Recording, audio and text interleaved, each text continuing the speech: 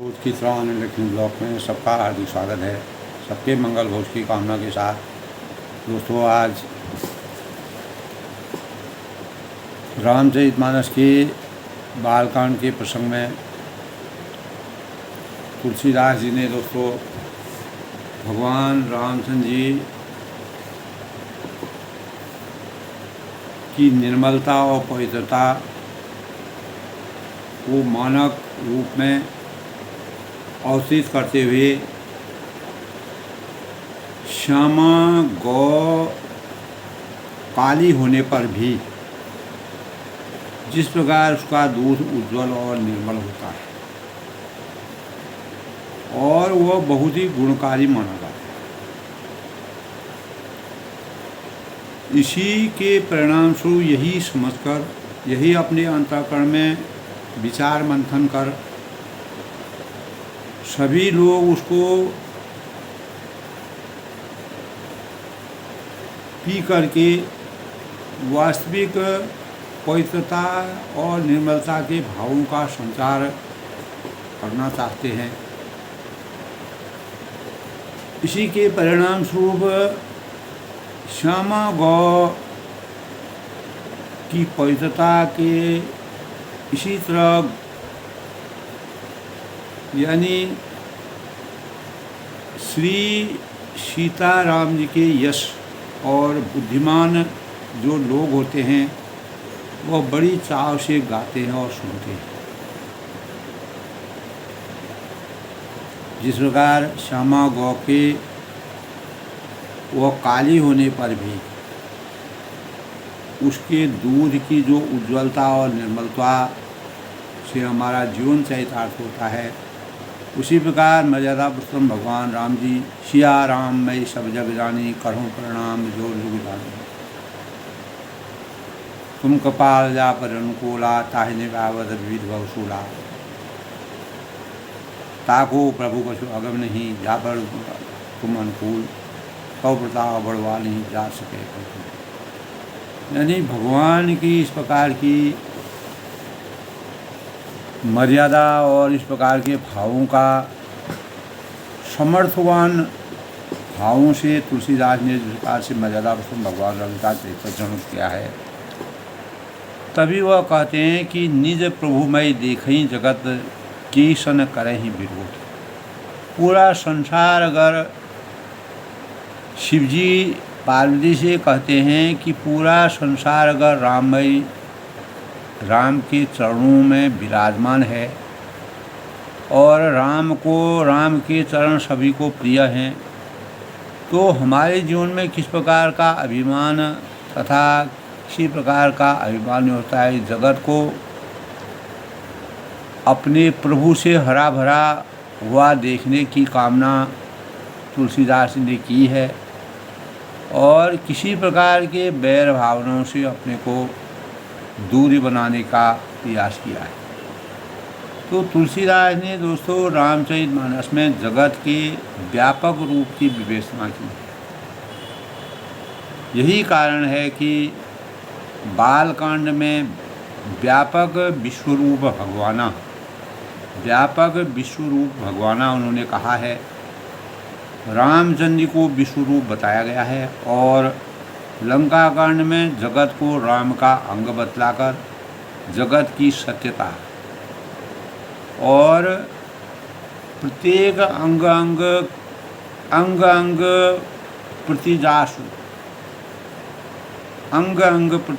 कहकर प्रतिपादित किया है कि राम क्योंकि सत्य है, इसीलिए जगत को भी सत्य होना ही चाहिए। इसीलिए राम का नाम इस संसार में सबसे पुनीत है और वही सत्य है। और जब हम सत्य बोलते हैं तो वही हमारे जीवन का सबसे बड़ा स्वरूप। तो प्रत्येक मानव परमात्मा के भावों में समानता से भगवान ने इस सृष्टि की रचना की है। इसमें अनेक प्रकार के तरह तरह के प्राणी हैं, तरह तरह के कर्तव्यों के निर्वहन के लिए इस सृष्टि में उन्होंने अपना जीवन यापन किया है। तो ऐसे विचारों का मंथन करके बाल कांड की शुरुआत करने से पहले तुलसीदास जी कहते हैं कि न्याय दर्शन की भांति जगत को सर्वशक्तिमान ईश्वर द्वारा निर्मित होने का सत्य प्रमाण माना गया है, किंतु किंचित विरोधाभास यह लगता है कि तुलसी ने रामचरितमानस में जगत को बहुत बार इस संसार को असत्य भी माना है कि यह संसार भ्रम है, यह संसार भ्रम का जाल है। जिस प्रकार जागृति अवस्था में स्वप्न मिथ्या सिद्ध हो जाता है, उसी प्रकार तुरीय अवस्था में जागृत अवस्था भी मिथ्या सिद्ध हो जाती है, अगर वह बेकार लगती है। तो इस प्रकार दोस्तों जगत मिथ्या होते हुए भासता है, और जिस प्रकार सीप में चांदी की ओर सूर्य की किरणों की प्रतीति होती है, तो वह यह प्रतीति तीनों कालों में झूठी है। इस प्रकार जगत की असत्य धारणा तुलसीदास ने रजत सीप महु आशु जिमे जथा भानुकुर वार कहकर वर्णित की। तो रामचरितमानस में दोस्तों जगत को कहीं सत्य कहा गया और तो कहीं असत्य भी कहा गया। तो यह अंतर्विरोध इसलिए दर्शित होता है कि जब जीव में ज्ञान का उदय होता है, तब उसे स्वयं को जगत के तथा राम के यथार्थ स्वरूप का ज्ञान होता है। तो यही जगत जीव को सत्य लगने लगता है, और इस तथ्य को रामचरितमानस में निज प्रभुमयी देखहि जगत के ही सन करहि विरोध, निज प्रभुमयी देखहि जगत के ही सन करद विरोध, यानी कहकर प्रतिपादित किया। लेकिन ज्ञान की स्थिति के में सत्य रूप में दर्शित होने वाला यही जगत जीव को अज्ञान के कारण मिथ्या का रूप असत्य रूप में दर्शित होने लगता है तथा दुखदायी लगता है। तो जगत के असत्य और असत्य रूप की चर्चा बालकांड में असत देखकर दुख आही, असत देख दुख आही तथा लंका कांड में सब रूप सदा सब नशो कहकर की। तो ऐसे विवेचन से, ऐसे भावों से को हम अगर आगे बढ़ाने का प्रयास करते हैं, तो जगत त्रिगुणात्मक प्रकृति के संदर्भ में विचार करें तो स्पष्ट होता है कि जगत की रचना करने वाले जो शक्ति ब्रह्मा विष्णु महेश द्वारा रचित यह सृष्टि का नाम ही प्रकृति है। इसके तीन गुण हैं, सत्य रज और तम। प्रकृति के ये तीनों गुण ही सुख दुख और उदासीनता के संबंध रखते हैं। यहाँ तक कि एक ही वस्तु एक व्यक्ति के हृदय में सुख उत्पन्न करती है और दूसरे व्यक्ति के हृदय में दुख उत्पन्न करती है। तो सोचने समझने और अपनी आस्था के भावों का अलग अलग स्वरूप है। तीसरे हृदय में उदासीनता तथा वैराग्य का भाव लगता है। तो रामचरितमानस में दोस्तों इस संदर्भ में जगत को इसीलिए त्रिगुणात्मक शक्ति का अनुशीलन करें तो सहज ही विदित होता है। तो कि जगत की रचना करने वाले इस शक्ति को तुलसीदास ने मानस में तीन ही गुण कहा। यहाँ से सांख्य दर्शन का सृष्टि और का क्रम तुलसी को मान्य होता है। तो यही चीज करते हैं। तो कल के प्रसंग में दोस्तों तब तुलसीदास जी कहते हैं कि मेरी जो रचना है भनिति मोर सब गुण रहित विश्व विदित गुण एक। कहते हैं कि मेरी रचना सब गुणों से रहित है, इसमें किसी प्रकार का कोई सार नहीं है। इसमें बस विश्व विदित गुण एक, जगत प्रसिद्ध एक गुण विद्यमान है, सो विचार सुने सुनती। उस विचार, उस भाव को अगर कोई विचार कर अच्छी बुद्धि वाले लोगों का उसका आनंद उठा सकते हैं, वह पुरुष जिनके निर्मल ज्ञान जिनको होगा, वह इसको सुन करके अपने आत्मज्ञान को आत्मसात करने में समर्थवान होंगे। तो इसमें तुलसीदास जी फिर कहते हैं कि इसमें श्री रघुनाथ जी का उदार नाम है। तो मर्यादा पुरुषोत्तम भगवान राम जी का नाम उदारता का मानक माना गया है। अति पावन पुराण श्रुति सारा, और राम का नाम अत्यंत ही पवित्र।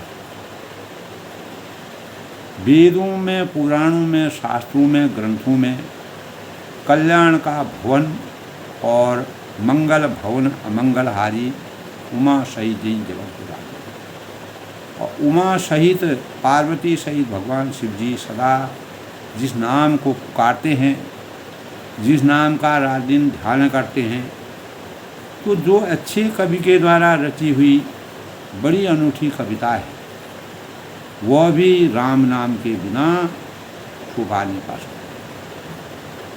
तो जैसे चंद्रमा के समान मुख वाली सुंदर दिखने वाली माँ जानकी की तुलना चंद्रमा के सौंदर्य से की गई है। सब प्रकार से सुसज्जित होने पर भी,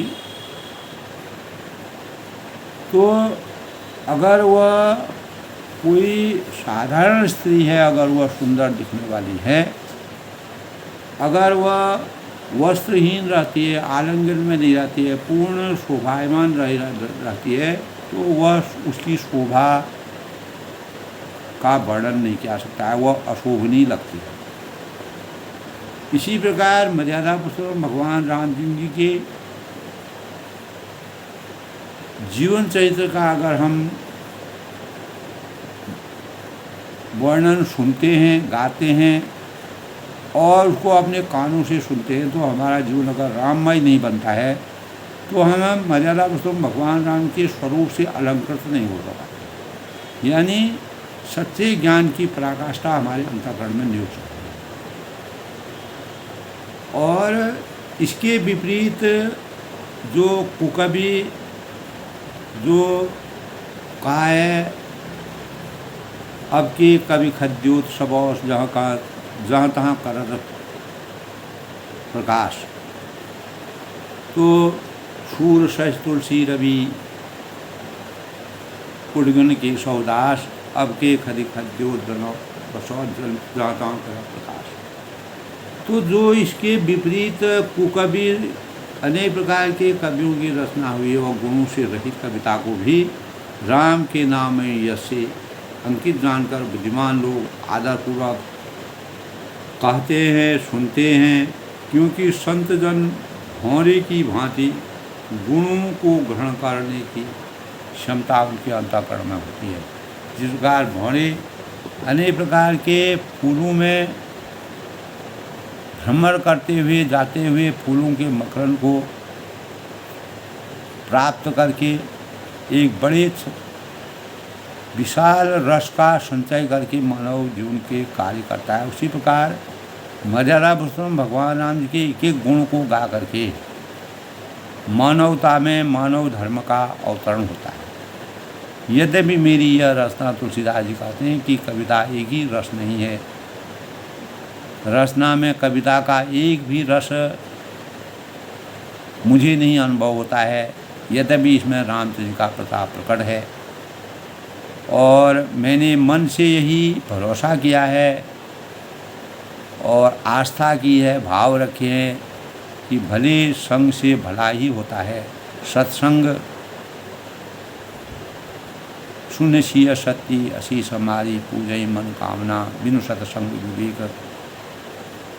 सत्संग विवेक न हुई, राम कबा बिनु सुलभ न सोई।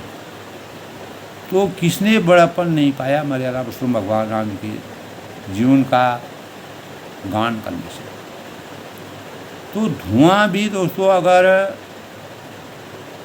यानी अगरबत्ती के संग से सुगंधित होकर अपने स्वाभाविक कड़वेपन को छोड़ देता है। साधारण धुआं जो काष्ठ के द्वारा या ऐसे कूड़ा जला करके जो धुआं आता है, वही धुआं जब अगरबत्ती से आता है तो उसमें सुगंध होती है। तो भनित भदे वस्तु भली बरनी राम कथा सुन मंगल करनी, परंतु इसमें जगत का कल्याण करने वाली राम कथा रूपी उत्तम वस्तु का वर्णन किया गया है। इसमें एक भी अच्छी यानी इससे यह भी अच्छी प्रकार हम अपने अंतःकरण में समझ सकते हैं। तो तभी कहा है मंगल करणी कलिमल हरणी तुलसी कथा रघुनाथ की। तो तुलसीदास जी कहते हैं कि श्री रघुनाथ जी की कथा इस संसार के कल्याण करने वाली, कलयुग के पापों को हरने वाली और मेरी न भक्ति कविता रूपी जो नदी की चाल है, पवित्र जल वाली नदी गंगा जी की चाल की भांति टेढ़ी है, क्योंकि गंगा जी अनेक स्थानों से विचरती हुई टेढ़ी मेढ़ी गुजरती है, लेकिन उसका पानी हमेशा पवित्रता का मानक होता है। इसीलिए लोग गंगा जी में नहाने से, स्नान करने से पवित्रता महसूस करते हैं। और आदिकाल से ही दोस्तों गंगा, यमुना, सरयू, निर्मल, गंगा जी जो है शिव जी की जटायु से अवतरित हुई थी, ऐसा हमारे शास्त्र कहलाते हैं। तो प्रभु श्री रघुनाथ जी के सुंदर यश के संग से यह कविता सुंदर और सज्जनों के मन को भाने वाली है। यदि हम शमशान की अपवित्र जो राख मानी जाती है शमशान की, जिसमें पंचदेह रूपी शरीर भस्म होकर के राख बन जाता है, श्री महादेव जी के अंग के संग से सुहावनी लगती है। अगर वही राख भगवान शिव अपने शरीर में लेप करते हैं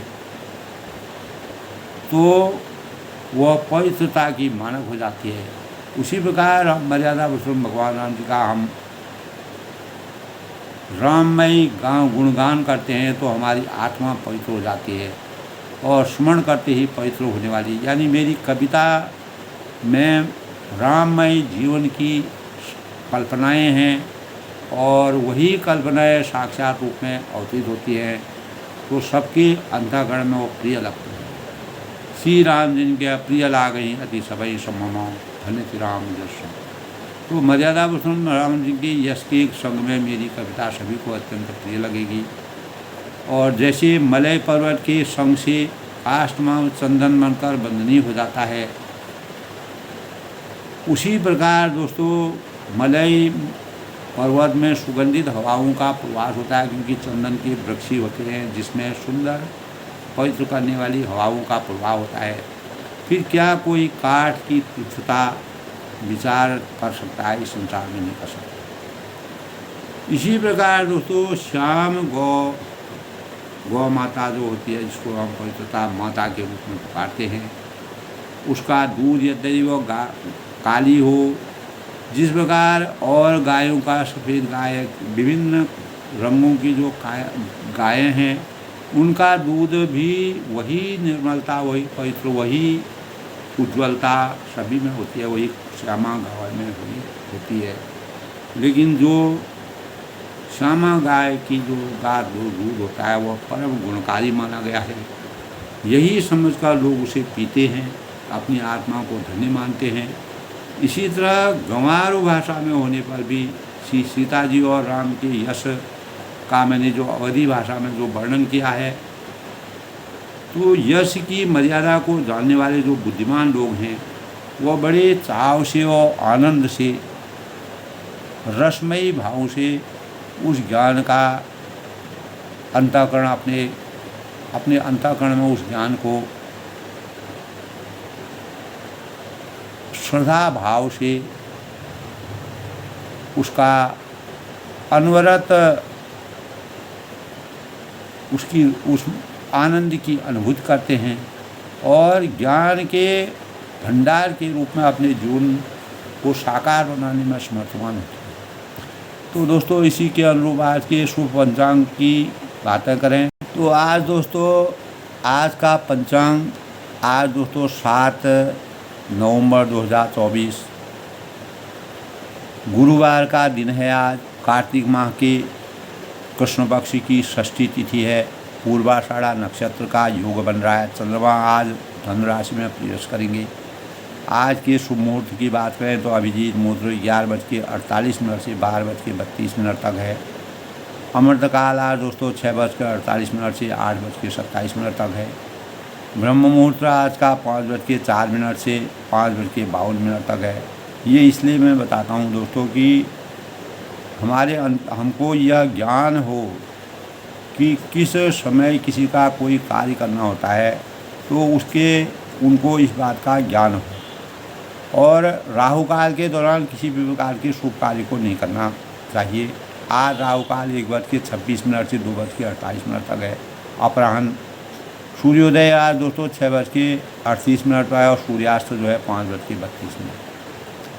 तो इस प्रकार दोस्तों आज छठ पूजा जो कि 5 नवंबर से 8 नवंबर तक छठ पूजा करने का विधान है।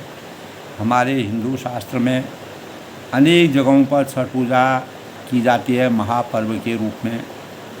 इसका सबसे बड़ा रहस्य है कि सूर्य देव और छठ माता की पूजा और उनको अर्घ्य दे करके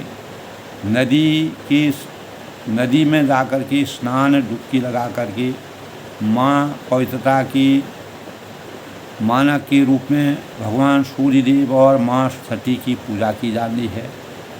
छठी माता की पूजा का विधान छठ का व्रत महिलाएं अपने संतान की प्राप्ति के लिए, लंबी आयु के लिए और सुख समृद्धि के लिए व्रत करती हैं, निर्जला व्रत करती हैं। 36 घंटे का यह व्रत होता है दोस्तों, निर्जला उपवास। और यह पर्व 5 नवंबर से 8 नवंबर तक मनाया जाता है। 7 नवंबर का सूर्य अर्घ्य सुबह और शाम दोनों वक्त पवित्र स्नान करके जल में डुबकी लगाकर भगवान सूर्य को अर्घ्य देने और माँ छठी की पूजा की जाती है, स्तुति की जाती है, आराधना की जाती है।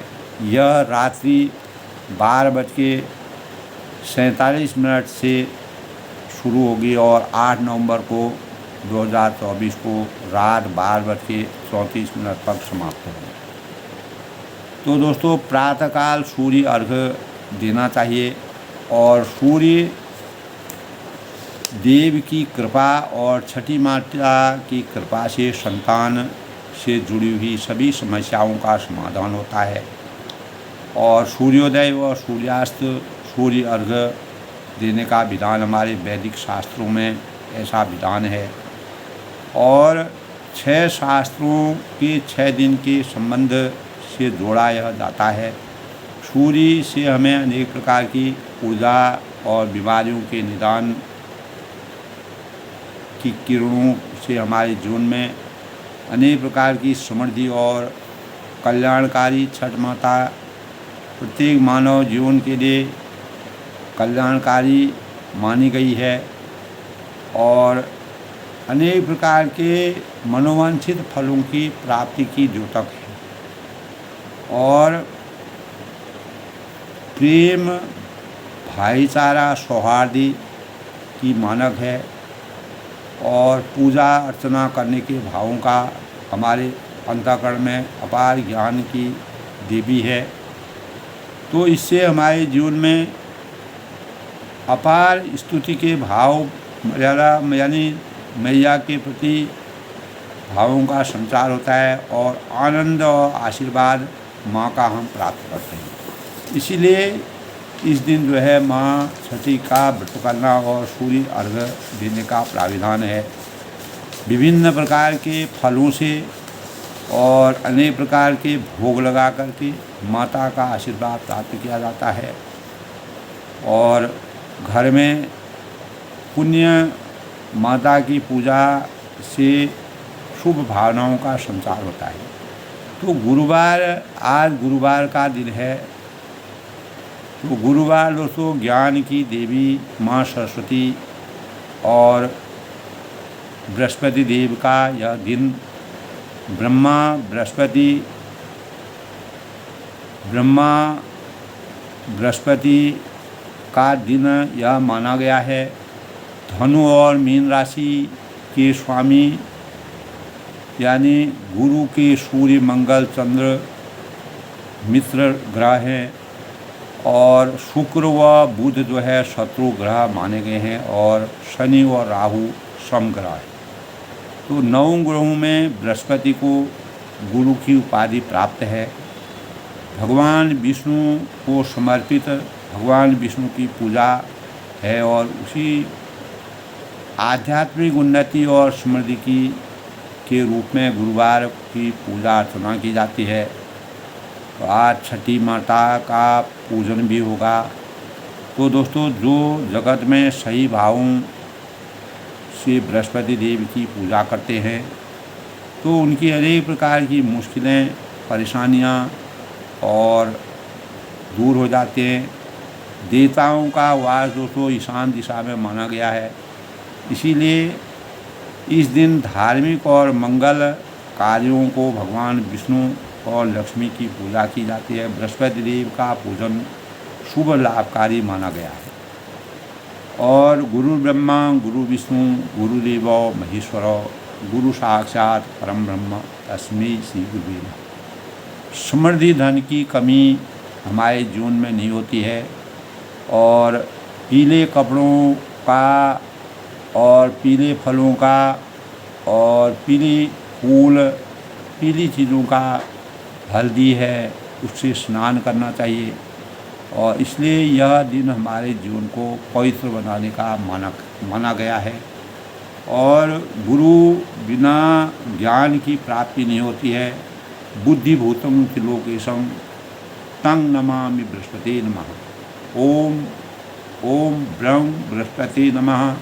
ग्रां ग्रीं ग्रौं सह गुरुवे नमः का मंत्र जाप करना चाहिए और गुरु मंत्र से अमंगल भी मंगल में परिवर्तित हो जाते हैं। और सबसे बड़ा गुरु मंत्र नमस्कार माना गया है दोस्तों हमारे शास्त्रों में। ग्रां ग्रीं ग्रौं गुरुवे नमः सबसे श्रद्धा का मंत्र है। गुरु मंत्र विश्वास, श्रद्धा भाव से मित्र को यानी अनेक मित्रों को अपनाना के भावों से प्रेम और सौहार्द का दिन है। विनम्रता हमारे अंतःकरण में विराजित होती है। अगर हमारे अंतःकरण में, हमारे मन मंदिर में सरस्वती का वास होता है तो हमें अनेक प्रकार की विद्याओं से हम भरपूर हो जाते हैं।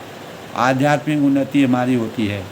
समृद्धि का द्योतक माना गया है। गणेश जी का पूजन करके विष्णु भगवान की पूजा करने का यह दिन बहुत ही पवित्र माना जाता है। इस दिन विष्णु भगवान को पंचामृत से स्नान कराना और वस्त्र अर्पित करके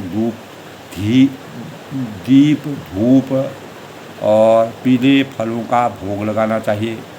और यह दिन शुभ, हाली और शुभता और विष्णु भगवान का प्रिय मंत्र है। ओम नमो भगवते वासुदेवाय नमः। ओम नारायणाय निधि और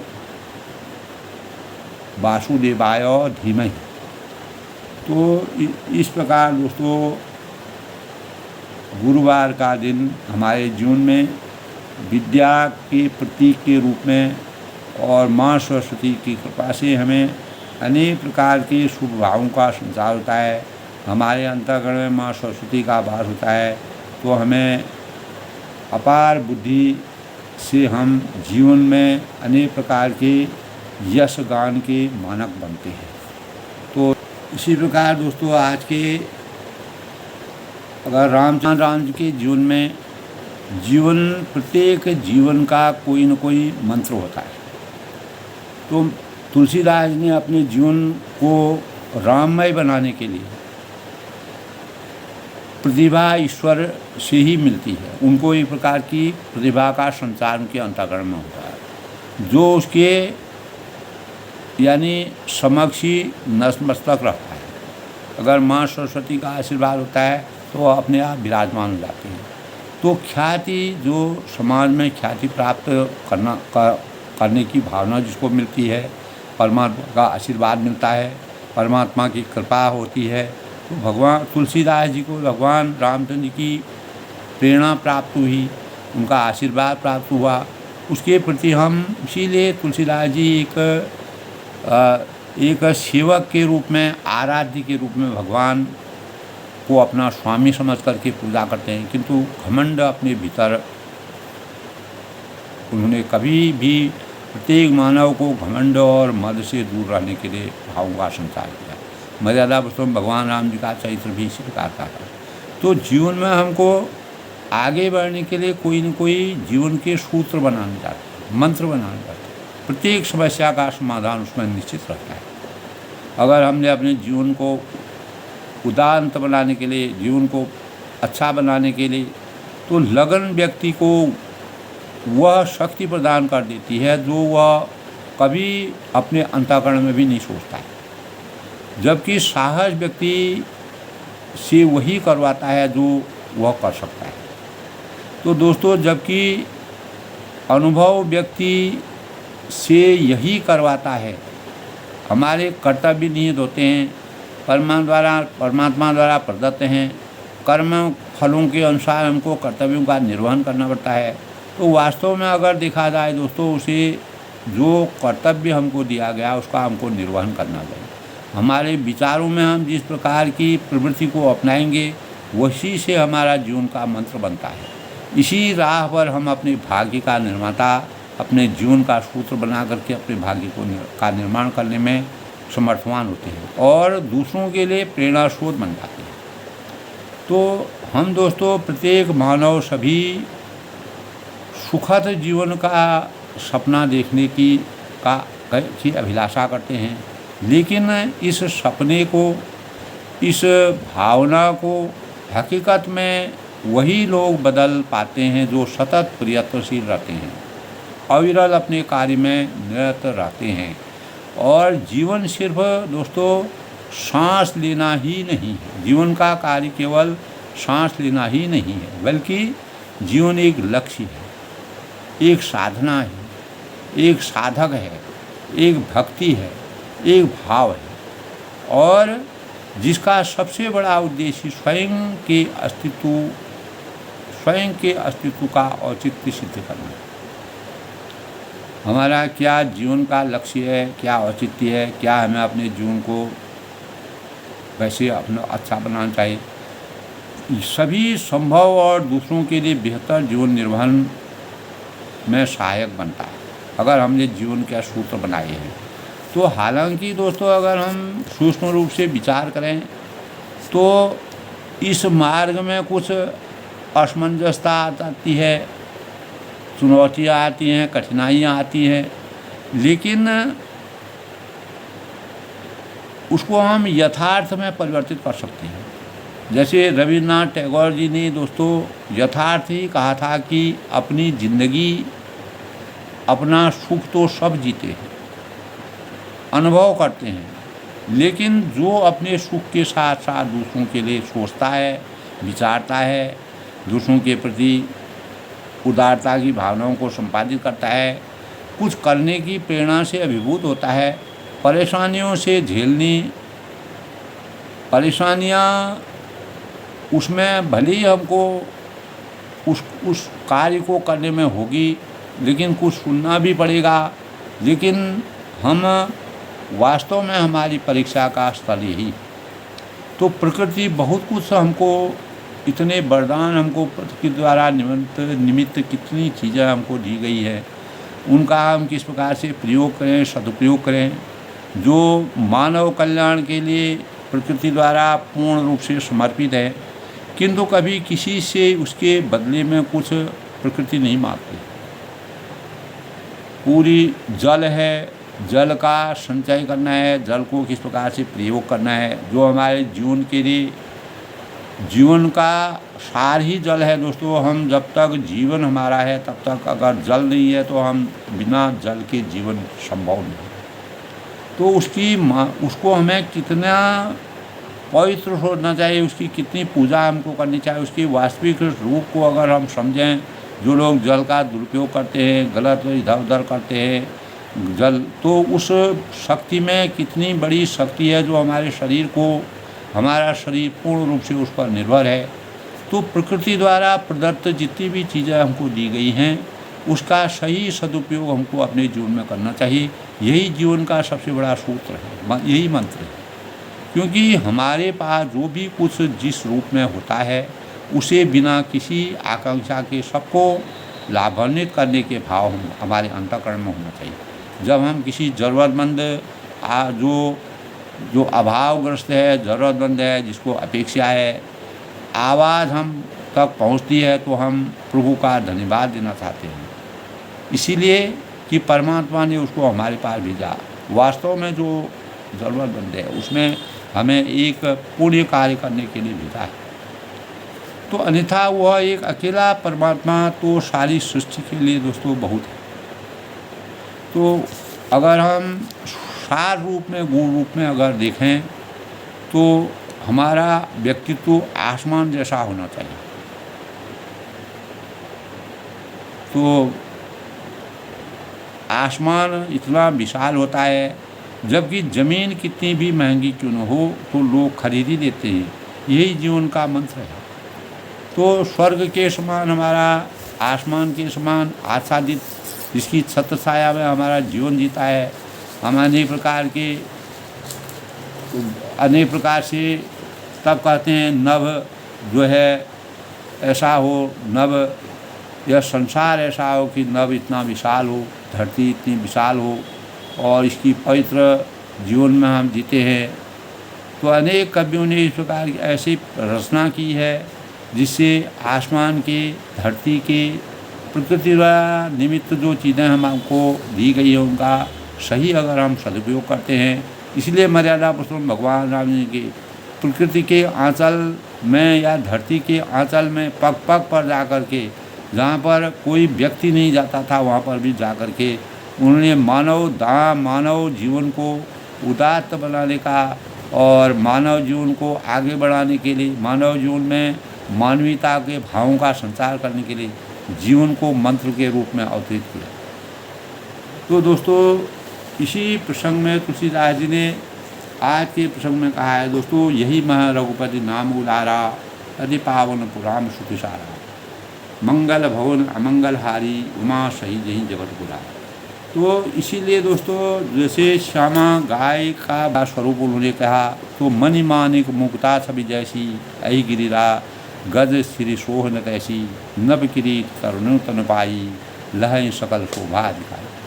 तो मणि है, माणिक है और मोती की जैसी सुंदर छवि होती है, वह सांप पर्वत और सांप है, पर्वत है और हाथी के मस्तक पर जैसी शोभा नहीं होती। तो नभ किरीट तरुण तन पाई, राजा के मुकुट और नवयुवती स्त्री के शरीर को पाकर ही ये सब अधिक शोभा को प्राप्त करते हैं। मणि, माणिक और मोती जो है, जब राजा और किसी नवयुवती के शरीर में उसको धारण करते हैं, तभी वो वास्तविक जीवन की पराकाष्ठा को प्राप्त करते हैं। इसीलिए हमारा जीवन जब राममय तभी बनता है जब हमको हमारे अंदर उनकी भक्ति का वास्तविक प्रसाद, उनका ज्ञान हमारे ऊपर संचित होता है। तैसे उसको कभी तब बुद्ध कही, उपजही अनंत अनंत विधाई, भगत ही तु विधि भवन बिहाई, सुमिर सादर आवन भाई।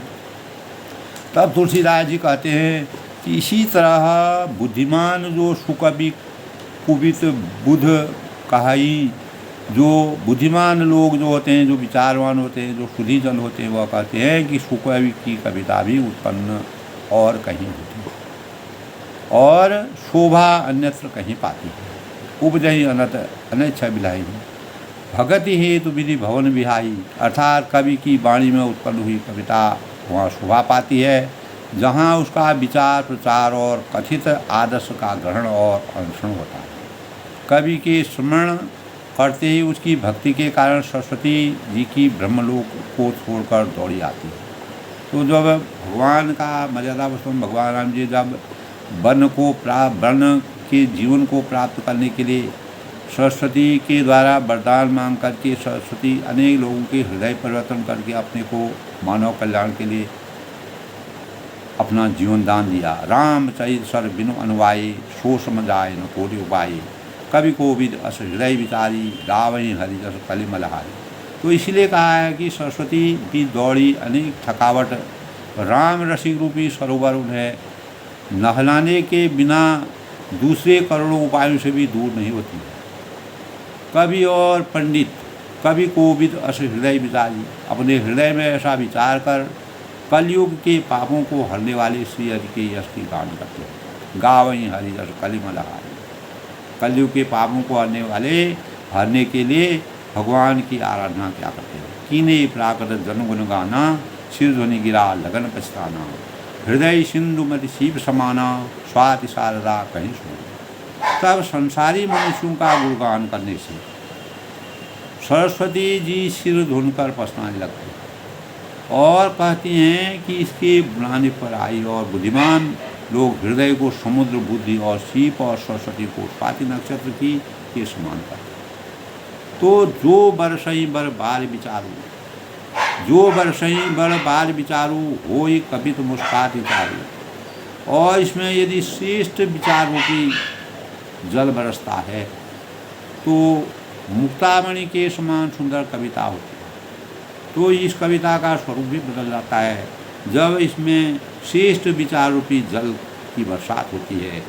इस प्रकार तुलसीदास ने जो विचार मंथन किया है, परमात्मा के आदेश आशीर्वाद को प्राप्त करके जुगत वेद पुण्य पोहि, रामचरित बर ताग, परिहरि सज्जन विमल उरो शोभा अति। तो जुगत वेद पुण्य पहयहि, उन कविता रूपी मुक्तामणियों को युक्ति से बंधकर फिर रामचरित रूपी सुंदर धागे में पिरोकर सज्जन लोग जो होते हैं अपने निर्मल हृदय को धारण कर परमात्मा का नाम एक पवित्र धागे में बांधकर उनके राम नाम का स्मरण करते हैं और कविता रूपी मुक्तामणियों से युक्ति में बंधकर उसके स्वरूप में अपने को सुसज्जित करके राम चरित्र रूपी सुंदर सुंदर तागे में पिरोकर, सुंदर धागे में पिरोकर सज्जन लोग यानी अटूट धागे में पिरोकर अपने निर्मल हृदय को में धारण करते हैं। परिहरि सज्जन विमल उरो शोभा अति अनुराग, जिससे अत्यंत अनुराग रूपी जो शोभा होती है, वास्तविक शोभा का सृजन होता है, वे आंतरिक प्रेम को प्राप्त होते हैं, अंतरात्मा की प्राप्ति करते हैं, आंतरिक सुख की अनुभूति करती है, उसी से मानव जीवन का कल्याण होता है। इसीलिए कहा है दोस्तों, मणि माणिक मोती की जैसी सुंदर छवि होती है वह सांप पर्वत और हाथी के मस्तक पर जब वह सांप पर्वत और हाथी के मस्तक पर जैसी शोभा नहीं होती है। अगर राजा उस मुकुट और नवयती स्त्री के शरीर में पाकर ये सब अधिक शोभा प्राप्त करते हैं। तो वास्तविक जीवन में अगर उसका सही सदुपयोग होगा तभी उसकी शोभा विराजमान होती है, उसकी शोभा की वास्तविक छवि का वर्णन किया जाता है। तो इसी तरह बुद्धिमान लोग कहते हैं कि दोस्तों सुकवि की कविता भी उत्पन्न और कहीं अधिक होती है, और जो शोभा उसकी शोभा जो सुकवि की शोभा पवित्रता यानी जो उसकी कविता का मानक होता है, जो उसका भाव होते हैं, जो राममय उनका उसके भाव में संचित रहता है, कवि की वाणी से उत्पन्न हुई कविता वहाँ शोभा पाती है जहाँ उसका विचार प्रचार और उसमें कथित आदर्शों का ग्रहण करने के अनुसरण करने की क्षमता हो, जो उनको अपने मन वचन और कर्म से जानता हो, अंतरात्मा से उसकी शुद्धि को जानता हो। कवि के स्मरण करते ही उसकी भक्ति के कारण सरस्वती भी ब्रह्मलोक को छोड़कर चले जाती है। मर्यादा पुरुषोत्तम भगवान राम जी जब उन्होंने अपना वनवास जाने का निर्णय लिया, तब उन्होंने सरस्वती को विचार मंथन करके अनेक प्रकार के हृदय परिवर्तन के अवहेलना के पात्र से बचने के लिए अपने को कभी भी कुयश का भागी नहीं बनाया। तो सरस्वती जी की दौड़ी अनेकों वह थकावट रामचरित रूपी सरोवर में उन्हें नहलाने बिना दूसरे करोड़ों उपायों से भी दूर नहीं होती। तो कवि और पंडित जो होते हैं, जो ज्ञानी लोग होते हैं, जो जो भगवान के का वर्णन करते हैं, अपने हृदय में ऐसा विचार करके इस कलयुग के जो पाप हैं उनको हरने वाले श्री हरि का गान गाने में अपने को अपार सुख की अनुभूति करते हैं। तो संसारी मनुष्यों का गुणगान करने से सरस्वती जी सिर ढूंढकर पछताने लगती है कि वे क्यों इससे बुलाने आई। और बुद्धिमान लोग, जो ज्ञानी लोग होते हैं, हृदय को समुद्र और बुद्धि को सांप और सरस्वती को स्वाति नक्षत्र के समान करते हैं। तो जो इसमें यदि श्रेष्ठ विचार रूपी जल बरसता है, ज्ञान रूपी जल का संचार होता है, तो मुक्तामणि के समान सुंदर कविता का सृजन हो जाता है। कविता में रस पैदा हो जाते हैं, अनेक प्रकार की अलंकृत कविता हो जाती है, उसमें सौंदर्य और समस्त रस भावों का संचार हो जाता है। परमात्मा का आशीर्वाद, जब माँ सरस्वती का वरदान प्राप्त होता है, उनका आशीर्वाद होता है, तो उन कविता रूपी मुक्तामणि को से युक्त, जो युक्ति से बंधकर फिर रामचरित्र रूपी सुंदर धागे में उसको, उन कविता को, उन भावों को पिरोकर सज्जन लोग अपने निर्मल हृदय में धारण करते हैं। जुगति वेदी पुनि पोयई रामचरित्र बरताग पही रही सज्जन विमल उड़ाओ। अपने निर्मल हृदय में उसको पहन करके जो सज्जन लोग होते हैं उसको पहनते हैं, उसको धारण करते हैं, और शोभा अति लोग अपने हृदय में उसको प्राप्त करके, उसको ग्रहण करके अपने हृदय में आनंद की अनुभूति करते हैं। यही राममय जीवन है, यही सच्चा सुख है। यही तुलसीदास जी ने मर्यादा पुरुषोत्तम भगवान राम जी के बाल स्वरूप के वर्णन करने से पहले उनके वास्तविक चरित्र का, उनकी आदर्शता का, उनकी मर्यादा का पूर्ण रूप से भाव अपने हृदय अंकन में लगा करके हृदय स्पर्शी वर्णन किया। दोस्तों, अपनी वाणी को विराम देते हुए सबके मंगल भविष्य की कामना के साथ इसी प्रकार रामचरितमानस के बालकांड का प्रसंग सुने और अपने ज्ञान अर्जित करें, और राममय जीवन बनाने की प्रेरणा से हम अभिभूत हों, यही सबकी कामना होनी चाहिए। इसी से हमारा मनोबल बढ़ सकता है, हम अपने जीवन में ज्ञान की प्राप्ति कर सकते हैं और सही मार्ग का अनुसरण करते हैं। सब लोग सुखी रहें, खुश रहें।